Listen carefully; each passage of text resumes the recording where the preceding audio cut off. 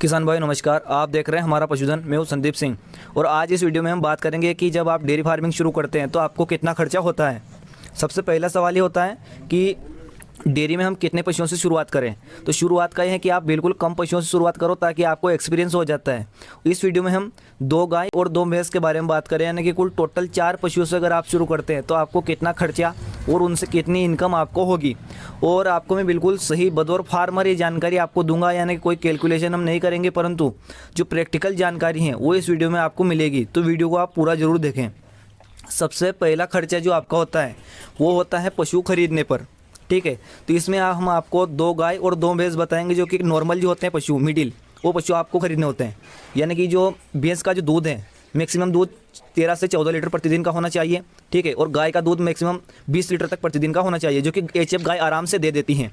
तो भैंस की जो कीमत होगी आपकी, एक भैंस की कीमत 90,000 रुपये होगी। तो 2 भैंस आपको 1,80,000 रुपये की पड़ेगी, जो कि प्रतिदिन का 13 से 14 लीटर दूध देती हो। ठीक है, और गाय की कीमत आपको 20 लीटर जो गाय दूध देती है प्रतिदिन का, यानी कि 10 लीटर टाइम का, तो गाय आपको सस्ती मिलती है। तो गाय आपको 50,000 रुपये की मिल जाएगी। ठीक है, तो 1,00,000 रुपये की आपको 2 गाय आएगी। कुल खर्च आपका 2,80,000 रुपये हो गया। और अगर डेयरी शेड भी आप नया बनाते हैं तो उसमें भी आपको लगभग 50,000 रुपये का खर्च डेयरी शेड पर होगा। लेकिन अगर आपके पास पहले से ही डेयरी शेड है तो आपका ये खर्च बच जाता है। और अगर चाप कटर मशीन आप खरीदते हैं पशुओं के लिए, चारे के लिए, तो 10-12 हज़ार रुपये की नॉर्मल मशीन आपको मिलेगी। तो आपका कुल जो खर्च है शेड के ऊपर और पशु खरीदने के ऊपर आपको 3,42,000 रुपये का खर्च होता है। यानी कि तकरीबन 3.5 लाख रुपये में 8,000 रुपये कम होते हैं। ठीक है, चलिए अगर हम बात करते हैं अब कि आपको पशुओं से कितनी कमाई होती हैं। ठीक है, तो कमाई आपकी पूरी की पूरी दूध के रेट के ऊपर डिपेंड करती हैं, आपके मैनेजमेंट के ऊपर डिपेंड करती हैं। क्योंकि अगर टाइम से आपका पशु गाभिन होगा तो अच्छा दूध देगा, अगली बार जब ब्याएगा तो उसकी उत्पादन क्षमता और भी ज़्यादा बढ़ेगी। तो इसमें हम कमाई की बात करते हैं तो आपका जो भैंस का दूध है वो 40 रुपये प्रतिदिन का होना चाहिए, क्योंकि हम ज़्यादा रेट इसमें नहीं आकेंगे, क्योंकि 50-60 रुपये नॉर्मल गांव में बिकता नहीं है। तो भैंस का दूध का जो मिनिमम रेट है आपको 40 रुपये मिलना चाहिए। और गाय का जो दूध है उसका जो कम से कम रेट है वो आपको 25 से 26 रुपये लीटर आपका गाय का दूध बिकना चाहिए, तब आपको थोड़ा बहुत फ़ायदा इसमें होगा। ठीक है, तो 2 भैंस का जो प्रतिदिन का आपका दूध है वो हम 11-11 लीटर हम जोड़ेंगे, क्योंकि कुछ एक दूध उनके बच्चों को पिलाना पड़ता है। तो प्रतिदिन का एक भैंस का दूध दोनों टाइम का मिलाकर 11 लीटर और दूसरी भैंस का दूध 11 लीटर। तो दोनों भैंस का तो आपका जो दूध है वो 22 लीटर प्रतिदिन का होगा। यानी कि जो अगर 40 रुपये के लीटर से हम जोड़ें तो 880 रुपये की आपको इनकम होती है।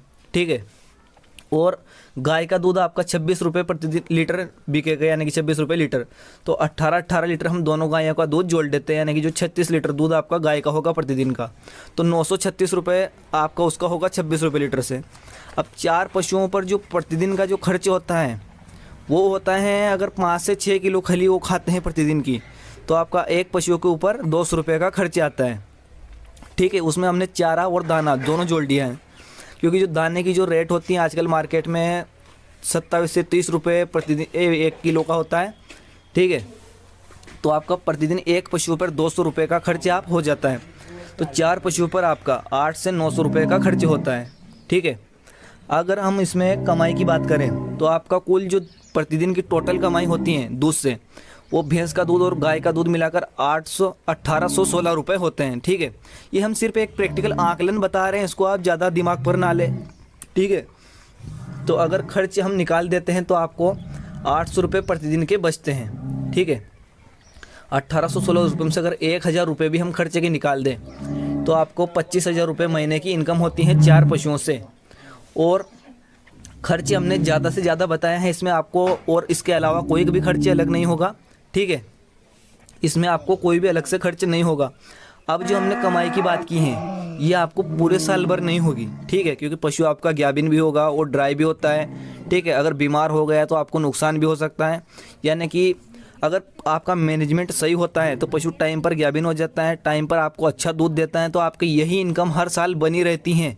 ठीक है, अब इसमें जो एक्स्ट्रा इनकम होती हैं वो आपकी खाद से भी होती हैं, और जो आपके जो गाय के जो बच्चे होते हैं, भैंस के जो बच्चे होते हैं, उनसे भी आपको अलग इनकम होती है। और साथ ही साथ आप अपने फार्म पर ही नए पशु तैयार कर सकते हैं। तो आपको डेयरी के लिए सबसे पहले जो चारा है वो भी उगाना पड़ता है अपने खेतों में, तो आप वो भी उगाएं और सही मैनेजमेंट के साथ में आप पशुपालन करें। ठीक है, और अगर आपके पशु का आप मैनेजमेंट सही करते हो तो आपकी कमाई बिल्कुल बरकरार बनी रहेंगी। तो आपको इसमें काफ़ी अच्छा मुनाफा होगा और काफ़ी आगे तक आप अपने फार्म को ले जा सकते हैं। तो उम्मीद है आप लोगों को जानकारी पसंद आई होगी और वीडियो आपको अच्छा लगा होगा। ठीक है।